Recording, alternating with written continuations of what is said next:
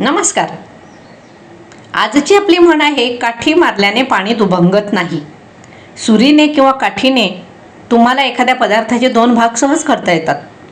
मात्र पाण्यात तुम्ही कितीही काठ्या मारल्या तर क्षणार्धात ते एकत्र येते, दुभंगले जाऊ शकत नाही. त्याप्रमाणे काही लोक भावंडांमध्ये किंवा चांगल्या जीवाभावाच्या मित्रांमध्ये फूट पाडण्याचा प्रयत्न करतात, पण त्यांच्यातल्या प्रेमामुळे ती फूट पडत नाही किंवा पडली तरी जास्त काळ टिकत नाही. ते दुभंगले जाऊ शकत नाहीत. यासाठी ही म्हण वापरतात. काठी मारल्याने पाणी दुभंगत नाही याचा अर्थ रक्ताच्या नात्यात फूट पाडता येत नाही.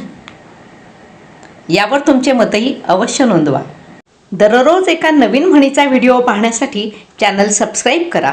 तसेच नवीन म्हण सुचवा, म्हणजे लवकरच तो व्हिडिओ देखील मी तयार करेन.